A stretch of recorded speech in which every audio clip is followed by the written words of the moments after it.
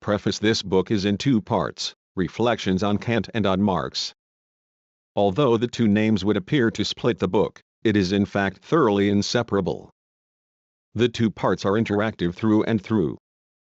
The whole of the project, what I call Transcritique, forms a space of transcodings between the domains of ethics and political economy, between the Kantian critique and the Marxian critique. This is an attempt to read Kant via Marx and Marx via Kant, and to recover the significance of the critique common to both. This critique is something that begins from a scrutiny, a rather elaborate self-scrutiny. Now with respect to the pairing itself.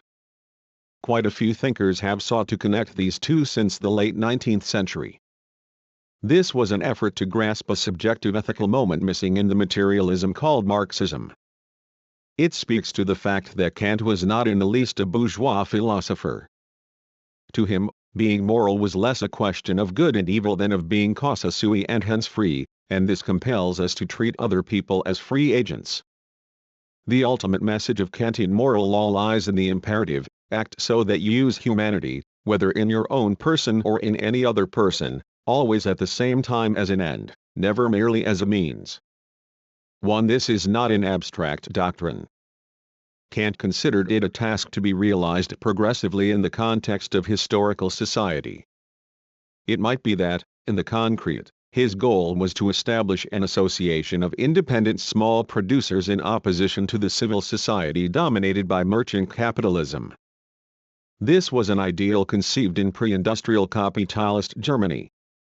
Later, however, in tandem with the rise of industrial capitalism, the unity of independent small producers was mostly disbanded. But Kant's moral law survived. Abstract as it might have been, Kant's position was a precursor to the views of the utopian socialists and anarchists, such as Proudhon.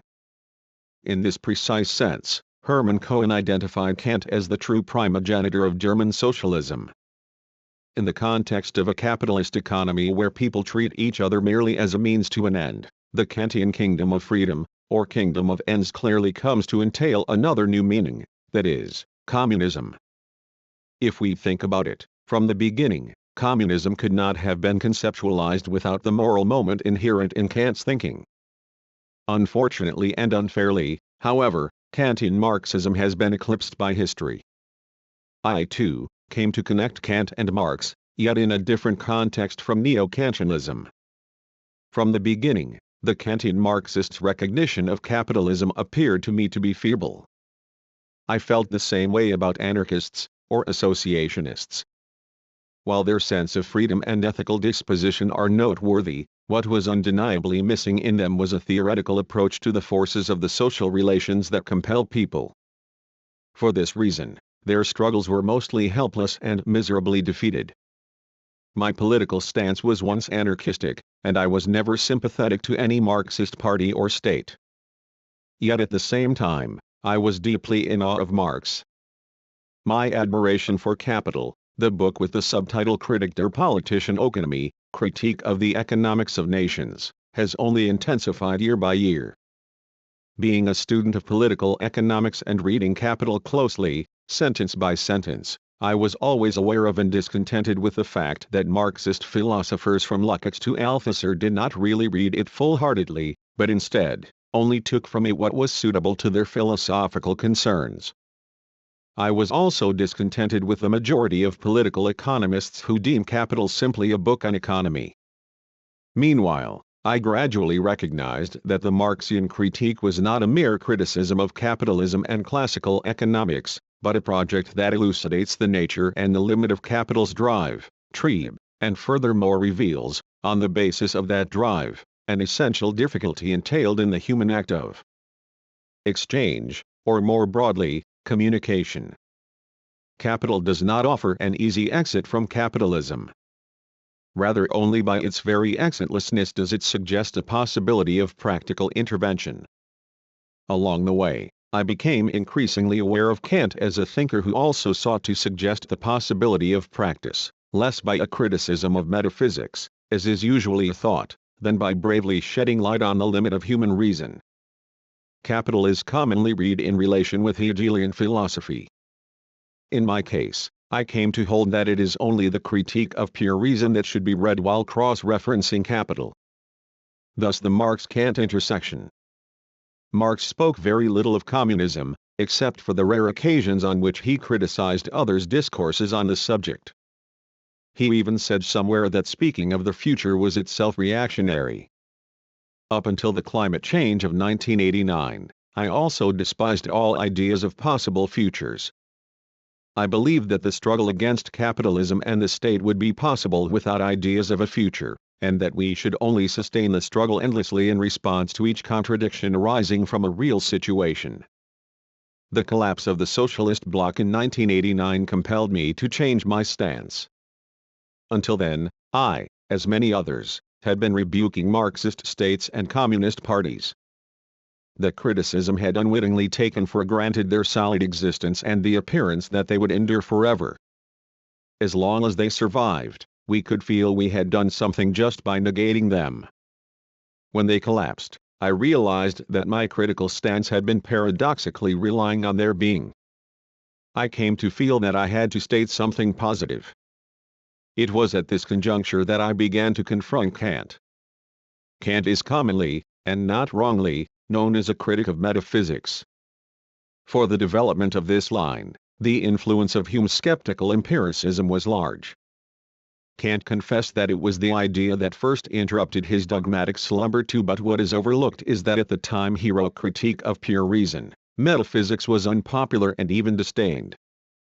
In the preface, he expressed his regrets. There was a time when metaphysics was called the queen of all sciences, and if the will be taken for the deed, it deserved this title of honor, on account of the preeminent importance of its object.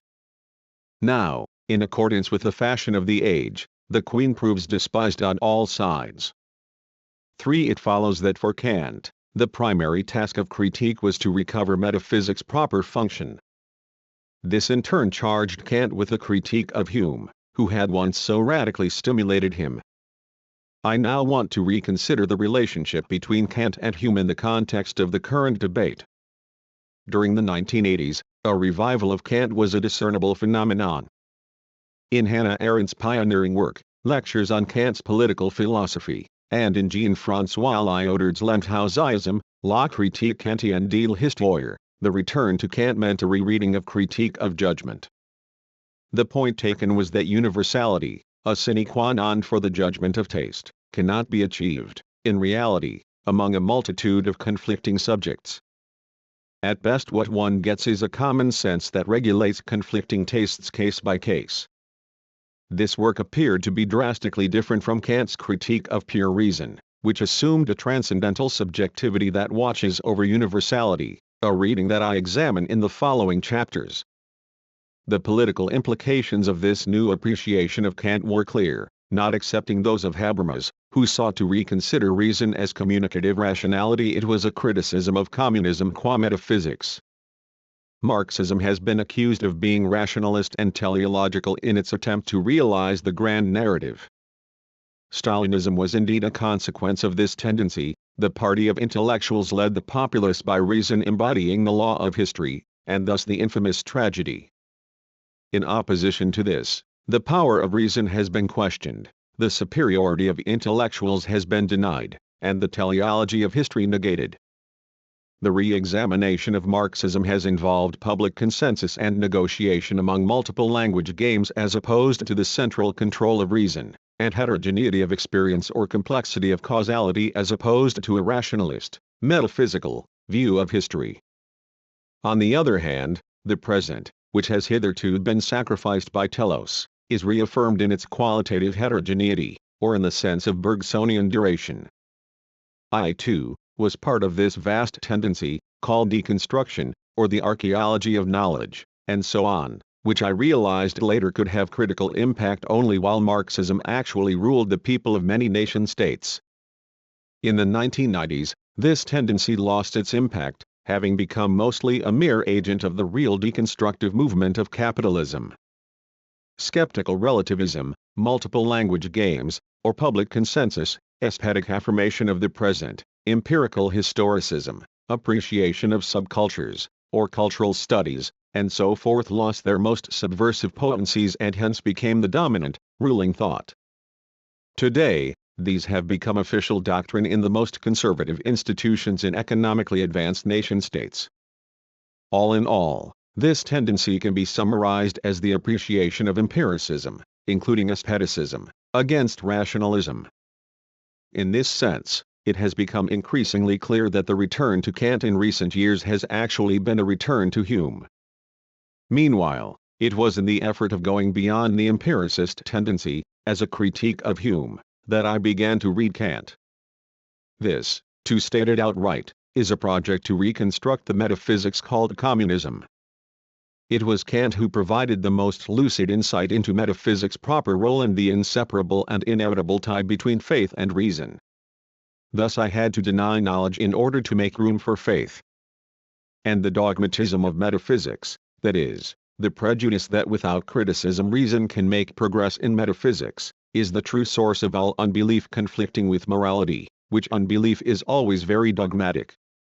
For with this statement, it is not that Kant sought to recover religion per se. What he affirmed was the aspect of religion that tends toward morality, encouraging us to be moral. In contrast to mainstream Marxists, Marx persistently refused to consider communism as constitutive idea, or constitutive use of reason, in Kant's sense, and he rarely spoke of the future.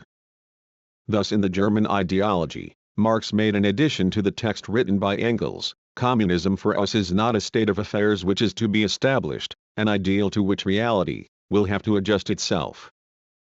We call communism the real movement which abolishes the present state of things.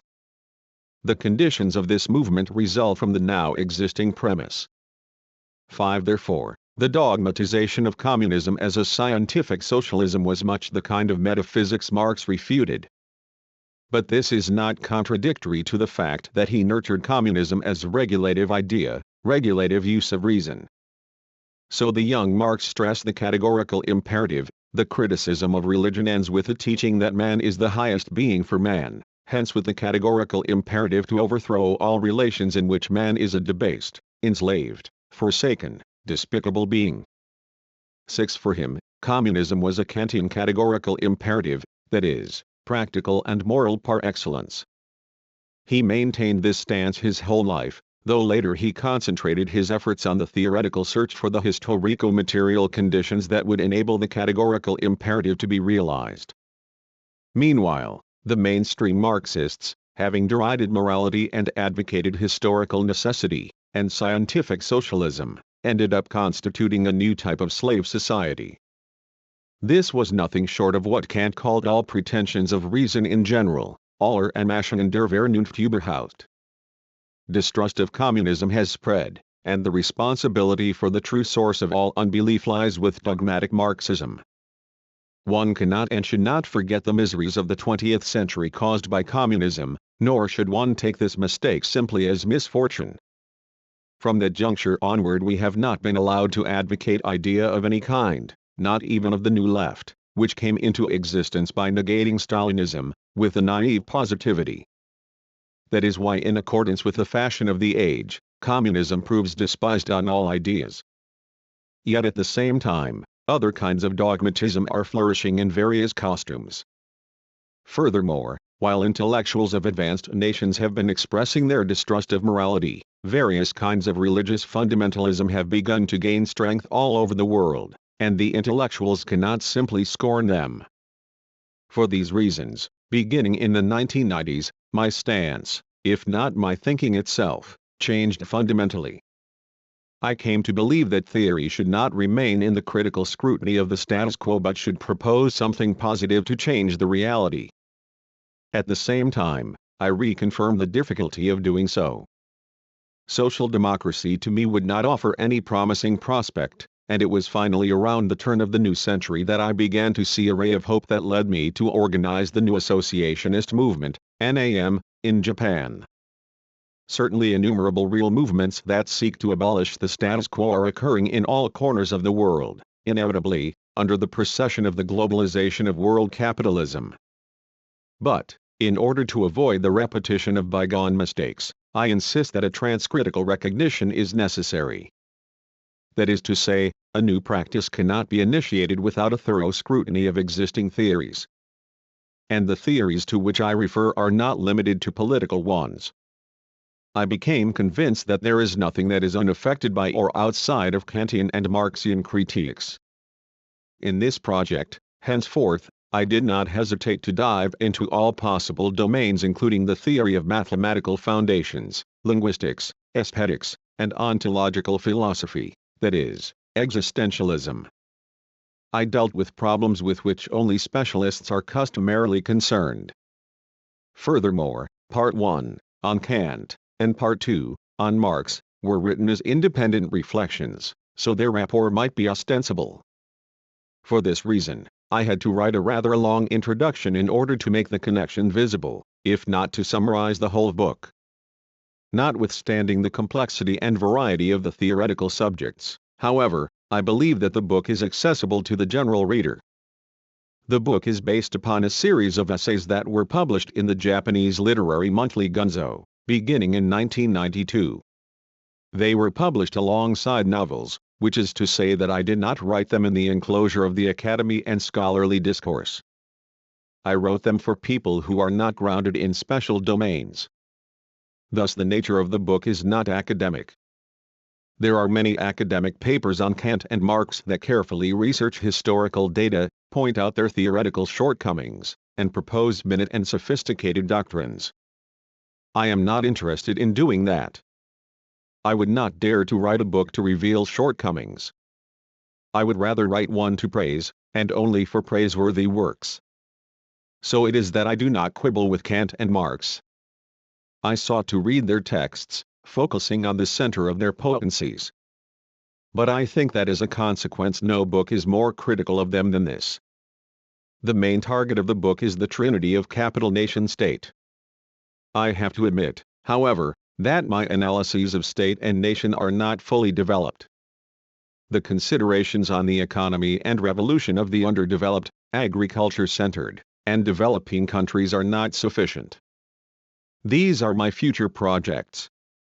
Finally, I include here only a small portion of my reflections on the particular historical context of Japan, the state, its modernity, and its Marxism, in which my thinking was fostered. I plan to deal with these in a sequel. In fact, I owe much of my thinking to the tradition of Japanese Marxism, and Transcritique was nurtured in the difference between Japanese and Western as well as other Asian contexts, and in my own singular experience of oscillating and transversing between them. In this volume, however, I did not write about these experiences, but rather expressed them only in line with the texts of Kant and Marx. Acknowledgements in writing this book. I was supported by many people. I would especially like to thank the translators, Sabu Koso and Judy Geib. I also would like to thank Jeff Waite, who checked the English translation and gave us invaluable suggestions. Frederick Jameson and Masao Miyoshi have given me enduring moral support and constructive advice. I owe Akira Asada, Paul Anderer, Mitsuo Sekiri, Indra Levy, the late Eugene Nato, and Lynn Karatani for providing practical and patient encouragement for the realization of the book. This page intentionally left blank introduction. What is Transcritique? Kantian philosophy is called transcendental, as distinct from transcendent. Simply stated, the transcendental approach seeks to cast light on the unconscious structure that precedes and shapes experience. And yet, can't it be said that from its very inception, philosophy itself has always taken just such an introspective approach? If that is the case, then what distinguishes Kantian reflection? Kant's unique way of reflection appeared in his early work, Dreams of a Visionary. Kant wrote, "Formerly, I viewed human common sense